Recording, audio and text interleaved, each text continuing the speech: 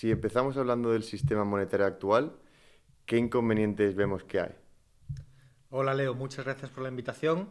El sistema monetario que conocemos, con el que hemos nacido tú y yo, es un sistema centralizado, en el que se da muchísimo poder y muchísima capacidad de control a unas pocas personas que aunque fuesen perfectos e imparciales reyes filósofos platónicos, se equivocarían y no podrían hacer su trabajo. Pero como además no lo son, porque son humanos, se ven influidos de forma muy importante para beneficiar a unos y perjudicar a otros.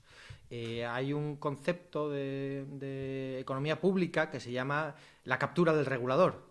Pues la captura del regulador está en el germen del sistema monetario actual. La banca central se inventó para darle el control de una parte importante de la economía a los reyes, a los parlamentos, a los dictadores y en general a los políticos, que no se conformaban solo con el poder fiscal, sino que además querían el poder monetario. ¿Por qué? Pues porque es mucho poder, es muy Pero, lucrativo. sin embargo, este es un sistema que ha funcionado bien durante años y que, en el que ha habido un gran desarrollo económico.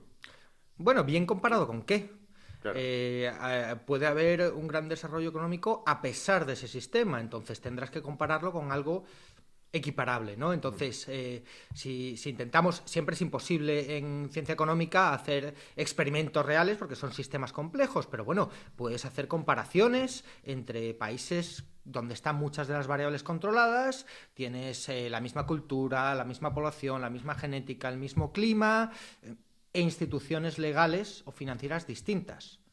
Por ejemplo, una comparación muy clásica es entre la Alemania occidental y la Alemania oriental antes de la caída del muro de Berlín. Otra comparación muy evidente es entre Corea del Sur y Corea del Norte. Y de estos hay muchos experimentos.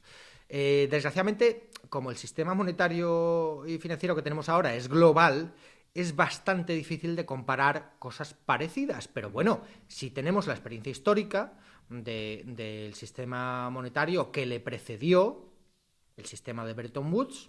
Ya no estamos bajo Bretton Woods, o sea, Bretton Woods se acabó el día que Nixon, en el 15 de agosto de 1971, decidió que se acababa la convertibilidad del dólar en oro. El patrón oro, sí. Lo último que quedaba del patrón oro, yo no llamaría a lo que había en Bretton Woods un patrón oro, era un patrón intercambio oro, lo llaman, una mala traducción, pero bueno, es un patrón en el que ¿quién podía exigir la convertibilidad del dólar al oro? Los bancos y los gobiernos. El presidente de Francia podía mandar su crucero militar al puerto de Nueva York a exigir que le dieran el oro, pero una persona normal no, ni Vale. siquiera una gran empresa. Antes sí hubo eso. En Estados Unidos, durante casi todo el siglo XVIII y XIX, había convertibilidad directa de un billete de dólar por monedas de oro. Ujú. Y hasta 1913 no existía un banco central. Es verdad, hubo varios experimentos con el Banco Central, pero se arrepintieron siempre. De hecho, el presidente Jackson es muy famoso por poner en su tumba como epitafio "Yo maté al banco", porque Ujú. hizo una campaña para abolir al primer Banco Central de los Estados Unidos. Y la Reserva Federal no existió hasta 1913.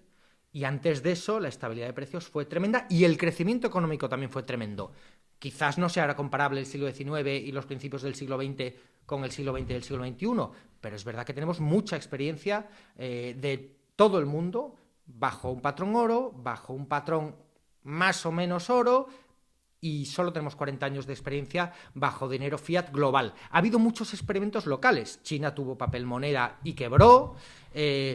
Alemania ha tenido papel moneda puramente fiat y quebró. Francia tuvo dos experimentos de papel moneda después de la revolución, perdón, uno antes de la revolución y otro después de la revolución, con los assignats. De hecho, grabé un documental sobre eso hace tiempo, y quebró, y tuvo hiperinflación, y tuvo, o sea que la experiencia histórica a largo plazo del dinero sin ningún respaldo puramente fiat es malísima. El experimento más exitoso hasta la fecha está siendo el que hay desde hace 40 años, pero tampoco podemos calificarlo de excesivamente exitoso si vemos las crisis económicas que ha habido Ujú. desde la instalación de la Fed Pero ¿y y por qué un sistema basado en el patrón oro es superior a un sistema de un fiat. Que fiat, como lo conocemos, como el dinero emitido por el gobierno sin ningún tipo de respaldo. Yo diría que porque elimina parte del factor humano y elimina parte del factor político. Es más objetivo, es más objetivo. El oro es un elemento físico que se puede encontrar más o menos en la Tierra. De vez en cuando una minera encuentra más y se extrae más. De vez en cuando pues, se descubre América y se importa mucho oro a Europa desde América, o mucha plata especialmente, pero al final hay un elemento objetivo. Y hay una limitación. Lo más importante es que hay una limitación a la ambición de los políticos. Con el dinero fiat no lo hay.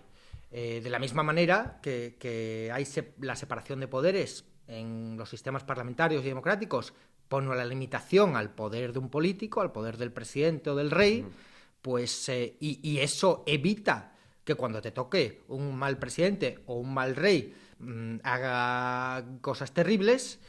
Y el patrón oro no es perfecto, pero evita los peores errores que puede provocar la arbitrariedad de un político. Uh-huh.